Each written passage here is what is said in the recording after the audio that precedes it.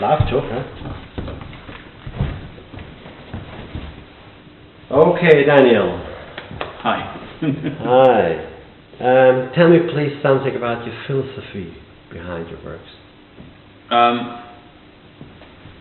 So, even if I plan to answer it straightly, I always have a problem with it. There is no real philosophy behind my work. I just see the painting. The original painting started with dreams and visions that I had, and basically I just had the need to start work with them. I mean, the spaceship behind you, I had this row of just seeing spaceships everywhere, and but I saw them with the little people. Yes, and there's actually the philosophy is that there is none. There is no. That's why I don't give names. This may be a philosophy. I don't give names to the paintings in order to give a certain kind of liberty to the viewer to decide or to decide if it works for him or not, and if it's good for her or not. And sometimes when I have, because I notice that a lot of times my dreams, sometimes they're positive or negative for me, but people see them in total different, when I paint them, people see them in a total different view. So I realize that, they come from a dream world, and the way I see it, the dream world belongs to everybody, and it's not totally mine. Yeah, so this could be a philosophy. And how is your technique? What is your technique? What's behind the technique? The technique is basically very simple. I mean, this one, I found this in the garbage, and it's a triptychon that I found in the garbage, and I just thought to myself, I just need to work on that. And at the time, I was just experimenting with oil paint and see how it works. Very thin oil paint, but usually I work with very industrial paint that you can find in the DIY. I like material that I can use in abundance and simple materials. So the technique is actually that the industrial paint. I think I can say that rules, but the main last 2 years that I work with it, it's really one of the materials. I like that it's shiny. I like it has something plasticky inside it, and yet it's yes, that's it.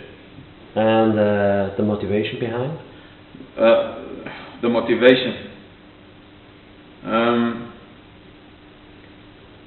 Basically, it sounds, I don't know, unreal maybe. I don't know, when I say it each time it sounds really deadly, but it is like that. If I don't paint, I die. It's really like that.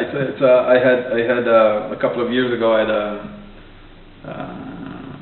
a life-changing time, depression / down, whatever you want to call it, and it was around 3 months, more or less. And I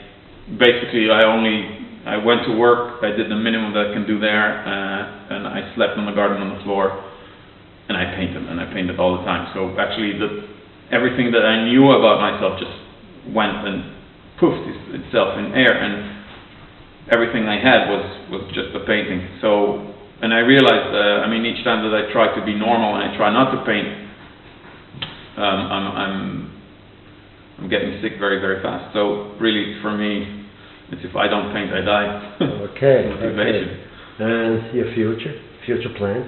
My future plans. I have some ongoing projects, as you might know. I work. I have also landscape works and nude works. Nude works. I'm now working on a project that I call Motherland. Motherland project is basically I'm going to paint mothers in Ukraine and in Russia. It's general. It's just about painting mothers and showing us as humans. So the idea is basically to show mothers in the same room. I'm going to do a similar project in Israel, and then there's landscapes where I'm going to go to. Where I'm going. The dog. The dog doesn't like what I'm saying.